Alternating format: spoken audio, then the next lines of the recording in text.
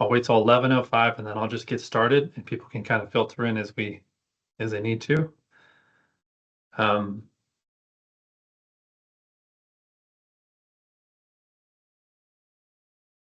I've missed the other two sessions prior to this. I'll do a quick recap on the session 2. We tried to go a little bit sequentially. So the first was just an introduction to kind of what everything is and why we're doing this series. It's 11:04. I can kind of get started. Let me probably beneficial if I introduce myself. So my name is Robert Sema. I work for MLJ Environmental.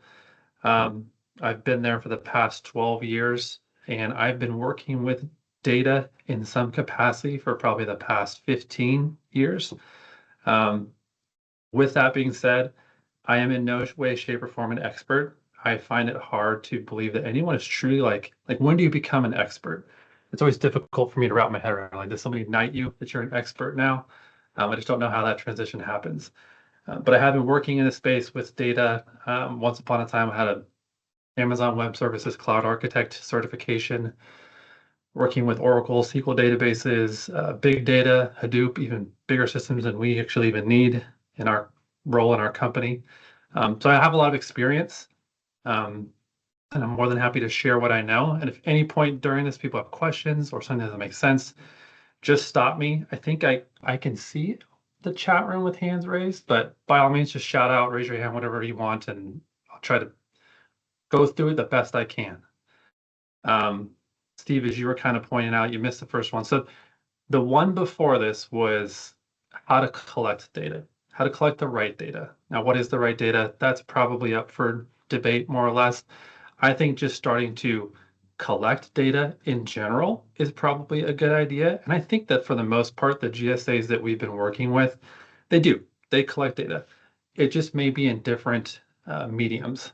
And what does that mean? That means I think the baseline is some sort of manual process. People start with paper because that makes the most sense. That is how it has always been done. You fill something out in the field, you bring it into the office, and maybe that goes into a filing cabinet. So that's like your baseline work. You're collecting data, whether you want to think of it that way or not. That's information somewhere that can be looked at, referenced, traced to some degree. The next level of that is like a hybrid approach. So you've digitized some of it. So that paper then has been brought into the office and someone has taken it and put it into a spreadsheet or something that can be brought up on a screen and pushed into a database if you ever wanted to. And then the last part of that series 2 was, okay, let's take that process and let's try to make it more automated. Let's try to reduce some of the workload on staff. Let's improve the process. And so that's kind of what session 2 was about. It was where have you started, kind of the manual. This is like the first step, and where are you at now? And so it kind of naturally bleeds into manual collection. We're talking about what are some of those issues I just kind of talked through if there might be entry issues.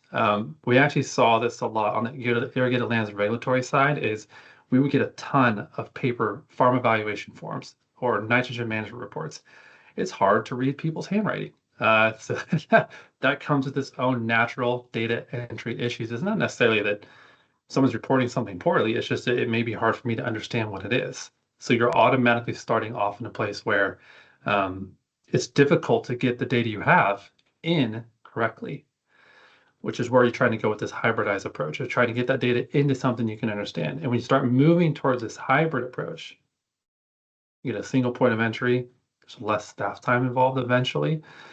And a big one is the data validation piece. And what I mean by data validation is if you start to move towards where we're ultimately going to go in this discussion is like a cloud-based platform or something that has drop-down menus. It's very simple. Data pickers, you're minimizing the responses you can get back, which makes the data collection more trustworthy. It's easier to understand what's going on, and it's making your data cleaner in the end, which then hopefully gives you better ability to make informed decisions.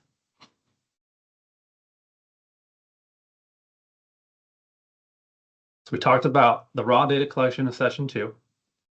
hopefully session 4 is we're going to be going towards, because everyone really wants to get towards, we want to make a decision. We want to do something with this, right? We want to take the data we have and we want to make reports, or we want to report something or give it to the state, or we want to see how much groundwater we're pumping across our entire basin. There's tons of things you can do with it. One thing that sometimes gets skipped over is, okay, how are you storing that data? That's the bridge between the two. Okay, I'm collecting it. I want to make decisions with it, but I got to have something in the middle that's holding it, that's in a container that I can actually draw from, that I can run analysis on, that I can build queries off of. Make some sort of decision-making process from the data that I have. And that's what we're going to talk about today is how are we processing and how are we storing this? Do we have any questions so far? Good. We're trying to take some chaos, be very chaotic. We've seen a lot of chaos and make it a little clearer. So bringing it back a little bit, how does this apply to Sigma? Like why should we even care? The little saying, bad stories isn't just an IT nuisance, it's a compliance and implementation challenge. Because at the end of the day, when you're saying I want to comply, or I want to make reports, or I want to have, decisions that I can make that have gone along with my GSP, you're really asking, well, what's my audit trail? Can I look back at something and see where these numbers came from? What's my governance? What data structure do I have? Where am I storing it? That's what's sitting beneath that's enabling you to make some of these things happen. If someone comes to you and said, we've been doing an allocation for 2 years now, let's just say we're fast forwarding in the future and say, okay, well, I think I have an error. Can you go back and look and verify if it's correct or not? That is going to come down to how did you store things and are you able to audit it and look back in a transparent way for you, maybe if you're a GSA admin or even the grower itself. So both sides want to have some transparency. Click the next button. So this was supposed to be a question part. So not a whole lot of people in the room, but does anybody want to offer up how you might be storing your data now? Or maybe even something that you've seen. What do you see the most across the board? I know, Alan, like you probably see a lot of people of how they store different types of data. Yeah, I wouldn't say I'm a small slice. I'd say I'm a small slice of it. I think what stands out in this question is how many people use Excel as a data storage platform It's my rather favorite. than, yeah. So I think specifically in my experience of the water industry, I think Excel is used as a data storage platform rather than a robust calculator. Yep, and that was the very first point. I would say that's where a lot of people start. They start with a spreadsheet or a shared drive of some sort. That's the default position. You know what? Did I forget to record this? Sorry, I'm stopping mid. No, okay. That's where most people start.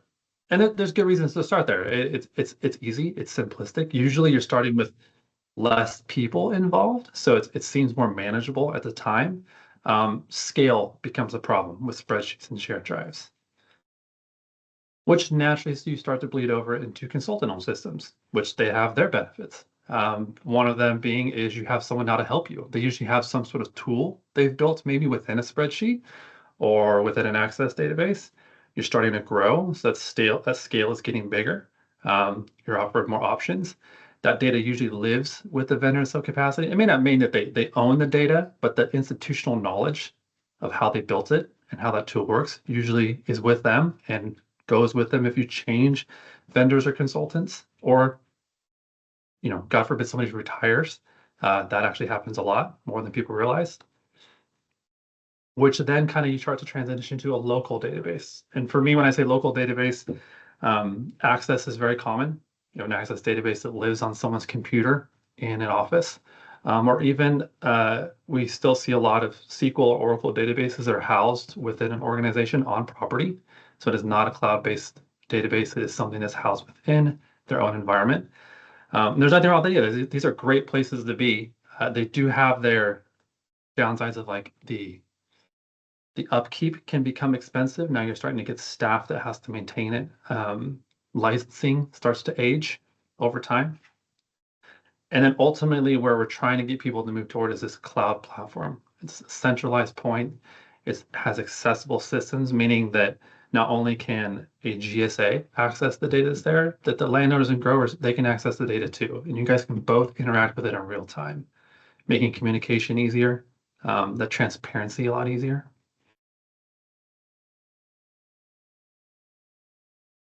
Like I said, there's no perfect system, but there's necessary trade-offs for every stage of Sigma maturity. This kind of shows like a growth progression. This is my favorite ones. We're going to kind of go through each one of these and like why they're going to be. We kind of talked about it a little bit, but I love this visual because it even happens in my own company still to this day of people creating spreadsheets, and you'll have version 1, right? And then you have version 2 final, version 2 final. You just have this progression of it's the same spreadsheet. You maybe made like a couple cells are different or they changed a macro or something, but this is how you start to get into trouble is now I don't know what the source of truth is anymore. And it becomes very hard to trace back to where this came from, who altered it.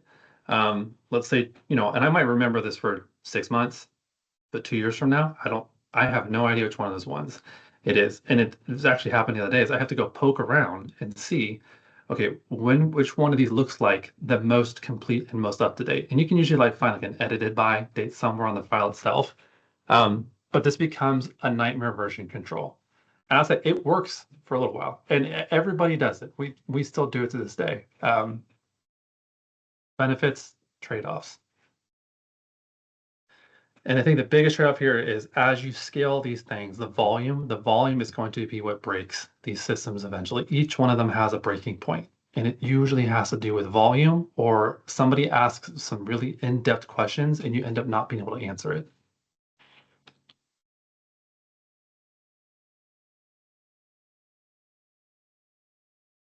Data living outside the GSA. So this is your consultant or a vendor. Is you're starting to interact with them again. You've scaled up. You've just identified you need some help. They've brought in a tool. This is a great transition piece. You said I have these multiple versions. Can you help me compile these into something? So maybe they've taken all your spreadsheets and they turned them into a local access database, giving you some sort of tool. That has a lot of power in it. You can start making some queries. You can start drawing out some information. You can start trying to make some decisions. But that's going to have the same issue. It is not really like a multi-person environment. If you start exposing that to 10, 15, 20 different people and they're all interacting with that database, it is going to break at some point. It is actually not meant to handle that amount of people. Access itself was intended to be like a local tool for small businesses and small organizations where you have, 2 to 5, 6, 7 people working within that environment. Common thing I see is you break off a back end to access and you have a front end kind of forms piece and you connect the two to separate that out. Works for a while. And then eventually the scale starts to become a problem. It also has some data capacity issues that once you start getting into gigabytes of data with access, the engine starts to break down a little bit. It doesn't like it.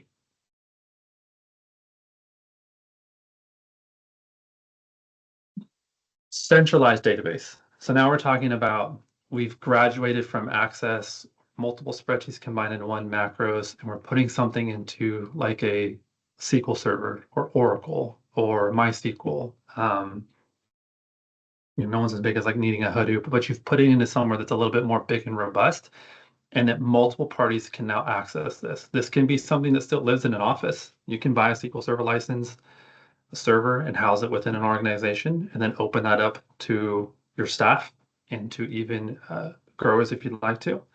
So this is definitely a step in the right direction. You've got your single source of truth that typically comes with some built-in validation, so you can write some rules of what can and can't come out of it, the data that goes in, and you have accessibility control. If you were in this position and you want to take the next step to the cloud-based platform, that's actually the best place to be in because that lift to go from that to the next is not that difficult. It's not as painful. The only time it really becomes painful is if let's say that SQL Server has been around for 12 to 15 years, the version of it becomes a little bit of an issue. You have to take that in consideration, the age of the license itself and what language it was written in. Because SQL is the same language, but it has its nuances over the years and how they've changed things. And some things may not be back compatible or forward compatible. I think the biggest benefit, I think, goes along with like what Sigma's trying to do is why cloud-based platform. It gives a lot of transparency. So it's not owned by the consultant anymore or the GSA itself, as everybody kind of shares in this. The growers can interact with it. They usually come with some sort of login piece where you can go in and see, well, this is my allocation. These are my credits. These are the wells that I have on my property, my assets. I can start to play with this and I can ask questions too. And when you ask those questions, you usually can get someone on the phone and say, I'm looking at this now. Do you see the same thing on your end? And you can have a conversation. So it opens up the communication pathways for everybody. Makes life, I don't want to say more simple because that's probably not true. But at least people could start talking about what's going on. The other big piece is usually there's an aspect to this of where there's going to be another round of data entry. So it helps you clean up some of your existing data. Maybe you do have a well inventory that's been sitting around and it hasn't been checked for a while. This gives you an opportunity where you could load all that information in, send out, some sort of card to people, say, hey, log in this new system, go in and verify that this is all correct. That would have been pretty difficult before. I don't know if, you could print things out on a card and send them out and have people check off what looks back and back. That becomes a very manual process again. It kind of moves away from where we're trying to go. So the little Venn diagram in the middle is your access, your compliance, and your protection. It's kind of giving you all three of those things melded into one. If you can move into this realm, it does take time though. One thing we haven't talked about is cost. I know that's a big part of it. That is actually probably one of the number one drivers of why some of these decisions are made. Why do you start off with Excel? It's cheaper, low cost, low barrier of entry, right? And then things get more expensive as you move along. But there's trade-offs for that cost. What are they? Low cost, that starts to break and get fragile as you scale up. That's usually the trade-off, right? As you move towards that cloud platform or some sort of system that can help you manage this, it typically comes with a higher cost. Some of that is being mitigated now through, I was hesitant to put this next slide in because I'm not sure if right time or audience, but I thought that it fit well with this because we're talking about cost, cloud platforms. It's leveraging artificial intelligence. And I would challenge everybody, like if you are working with a consultant or thinking about hiring someone or even going to invest in a platform, that middle ground between functionality and cost are starting to close as long as a company, whoever you're working with, is leveraging the new tools that are out there in some way, shape, or form. What do I mean by that? You should be able to cut costs of, let's say you have existing paperwork, you want to move that into this platform. You can start leveraging OCR technology to get that in. And OCR used to be really, really bad. It had a lot of faults. You might have got a 45 to 50% hit rate. That's not true anymore. With the new models that they have out there, you can take paper product, run it through something, and have it checked by multiple different AI agents at a time. And then you can aggregate those results together to get a more defined yes or no response or whatever you're trying to look for. So asking your consultant, like, what are you using? Are you leveraging into this available out there to try to lower costs is I think a very powerful question and what people should be looking towards. Do we have any questions so far? Not yet. So reduces staff time, also lowers your risk. If this doesn't go well, God forbid, if your deployment is poor or faulty, hopefully the cost wasn't too high if they're able to do some of these things. So it's also like this weird place of, we're talking about cloud systems, and there's this way that we used to think about cloud systems. And I'll be honest, that view didn't really change too much, even with all the new tools that are out there for probably the past 6 months. But over the past probably 1 to 2 months, this environment has changed even more. And I would encourage you to ask these questions a lot because they've kind of hit new spikes where they should be using some of this, and it should enable you to bridge that gap between barrier of entry and cost to get yourself into something that's a cloud-based system. So there's like the old cloud-based systems, and then there's the new AI-enabled ones, which is really where I think people should be trying to go. Why does this matter? Why do you even want why should you want to get into a cloud-based system? And really it comes down to traceability.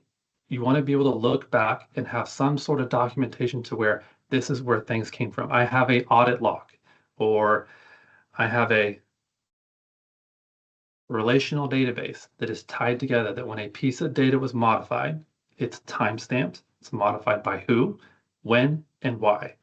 So did you ever need to run reports, or the state or some agency came and questioned something? You have proof to back it up. Or let's say, our GSAs are the ones that we're working with are going towards these allocations, and you're going to start distributing water, which becomes an asset to people.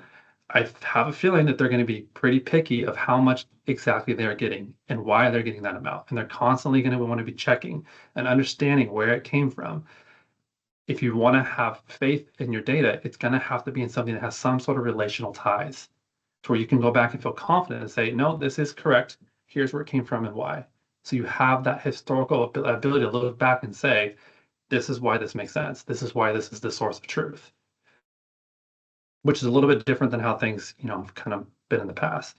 So I think that faith in your data, having those relationships in there, the traceability to look back and say, this is where this came from with confidence, those are going to be key things moving forward, which kind of builds into this slide of your decisions depend on connections.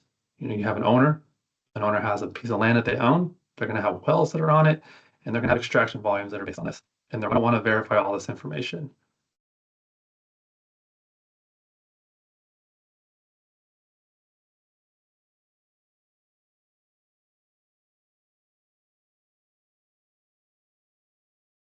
The other big piece too is if you move into a cloud-based system, more questions that I would encourage to ask are, does this build into the future that I'm going? Can I use this for water allocations and budgets? Do you have something, are you thinking ahead to credits and trading markets, fee assessments and billing? This little green box on here, I hope everybody can read it, but is retrofitting your structure later is painful and expensive. You want to find a system or a consultant, a vendor, whoever it may be, that they've built a system that is not static and stuck in time, then it can flex with your policy decisions. If there's one thing that I've definitely seen over the past 4 years of working in this environment, specifically with software and data, is that the policy has changed constantly. And if you have to rewrite your system, your database, your software every single time the policy changes, that is going to be expensive. So you want to ask the questions of, is this platform flexible? Can it accommodate if we decide to do X? If my allocation rules change in 5 years, how is that going to be handled? Is this a flexible enough environment to accommodate constant policy changes? Those are going to be important questions. And I see a lot of systems out there that can do that, and some that I don't think are built to be that way. So just important things to keep in mind if you are shopping around or looking or trying to move into this direction, or even build something yourself. I think that those are things that we should consider.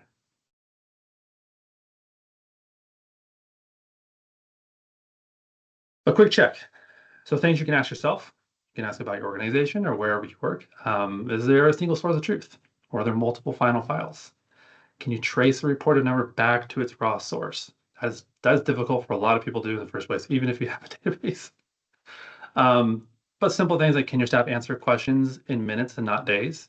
We want people to be able to derive answers from the information that we have quickly. That's that analytical piece. Can you run analysis? Can you query things out? Do you have queries built in there to where if you just click the button, it runs and it produces the reports that you want? And like the one I talked about earlier, can your system handle policy changes without being rebuilt? That is a big one.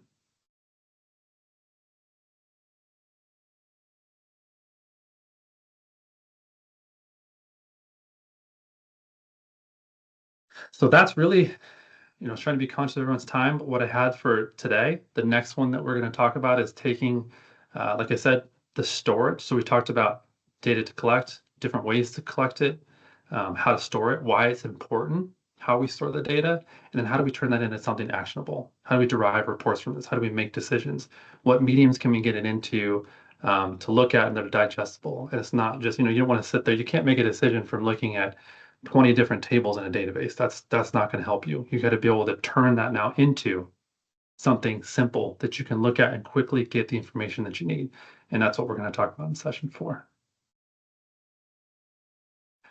I put my contact information there. If anyone ever had any questions or you wanted to talk more, I'm always open to it. I would help as much as I possibly can. Like I said, I'm not an expert. I don't think that that's a fair term to use, but I will share my knowledge and experience freely to the best of my ability. Thanks, Rob. Yeah, Appreciate absolutely. it. Do you have another 30 minutes? If Thank you. anybody has any questions or wants to chat, by all means, just I can hang around too. Hi, this is Christina from Butte County. I have a question for you. Have you used the groundwater accounting platform at all? And, some of the things that you highlighted, is that, is it cloud-based? Do you feel like it's flexible? I have seen the groundwater accounting platform. I wouldn't say that I've used it myself, so I would not be an expert. Okay. To my knowledge, it is a cloud-based platform. I do believe it's pretty built out. Like, it does have some pretty robust features. I would hate to say that I know all of them. It is definitely one I would put up there in like an upper echelon, that they've spent a lot of time developing it out and they've put a lot of resources into it. If flexibility wise, I'm not sure how the back end architecture is not something I'm exposed to. So the development Okay. and how they went about that, I'm not sure. But yeah, definitely. The workflows and some of the visuals I've seen, they looked great. I would have nothing but good things to say. I don't know, Alan, I think maybe you've interacted more than I have. I'm not sure, but Yeah, with the gap. Um, I I don't think I can provide any more than you did, Rob. I would expect, with how much there are a couple million into it at this point, maybe more. I would expect it to be, like you said, at the high level of operation. So I think, just to follow up on that, I think one of the things, like, we're in GSAs that aren't, moving at this time into like allocation or those types of things. And so it's it's kind of this interesting middle ground of thinking about the state as developing some really helpful visualization tools, through the Sigma portal with hydrographs and all that stuff. And that's publicly available. And then there's groundwater accounting platform. It's like, what does the GSA actually need to kind of do and not duplicate, but at the same time have control over their data and, like you said, kind of be forward thinking. Any thoughts on kind of any of that, reaction to that? How the GSA should be thinking about it? what I have noticed, I can only speak from my experience with the GSAs that we are currently working with, is it kind of varies from area to area. I think each like landowner population feels differently about it too. Mm, Some of them don't want to have any of their data in a state system or platform that can be easily accessed. Putting them in something like the groundwater accounting platform or other platforms I've seen out there, it does offer a little bit of a buffer between mm-hmm, you and the state. Like, they can't readily access that. I think you'd have to do it through legal means if you really, really wanted to. So it gives mm-hmm, them a layer of protection of, we'll give you what you need, which are the reports or whatever they're asking for at the end of the year, or pumping outputs. And then that's it. And we can keep everything to ourselves. So I think it really just depends on what is the level of comfort for the people that are using it. mm-hmm. Yeah, that makes sense. I'll add to that too, Rob. From what I've seen in the GSAs where I sit in on the boards or where I'm actually doing work, is a lot depends on what the status of the subbasin is and what your timeline to implementation is. So, Christina, I I haven't been up in Butte, but I'm sitting in Glenn Calusa's meetings, and they're in a very different timeline than the the agencies down in the southern Central Valley, Yeah. and they're worried. Their boards are worried, like Rob said, about different things, and cash, like how much cash they can put towards it, also influences the type of program that they get. Like all the things Rob talked about today are Yep. you'll see them, and they change from sub-basin to sub-basin. We work in Yep. the Kings area a lot, and there's probationary items and things that are so their timeline is expedited. They're doing this now, and they're going to have mock allocations next year, for instance, Yeah. in North Fork Kings. So different pressures, right? So different timelines, like Alan was referring to. Yeah. But I they're very think sensitive about their data and what can be accessed and what cannot. Mm-hmm. I think Rob pointed out to Christina, one thing I've seen time and time again is, so I was a water manager in the Thule, and I think they were the first one to actually go out with a water allocation framework, and they modified their rules and regulations, I think 8 times. They're on their eighth or ninth rules and regs, and almost every time they modified it, they had to go into the back end of their data management system and do reprogramming. Yeah. And so when Rob talks about flexibility, that's been something. Mhm. I was just talking to the Glenn County Board the other, yeah, it was weeks ago, and they were asking me about the Central Valley, and I said, whatever you guys do, just know that it's likely going to change, and as you implement, things will change that you didn't know you were going to have to change, and so you want to kind of, from a programming standpoint, you want to kind of stay on your toes and be ready for it to not work, or to have a problem or a hurdle that you're like, well, shoot, how do we do this? Mm-hmm. That's like the worst news for growers, but that is the reality. Mm-hmm. Yep. Yeah. That makes sense. There's even things we just had this come up. Just honestly, things happen so fast it wasn't something that was thought through enough, probably. But you have a change of ownership in land. Well, how is that handled? Is Yeah. it what is your source of truth? Well, now you're talking about you've already registered parcels and wells. Let's say because we have a platform called Watermark, MLJ does, and you have growers that have maybe 10 or 15 wells, thousands of acres registered in there, and they just said, "I've sold it all. I sold it all to Alan.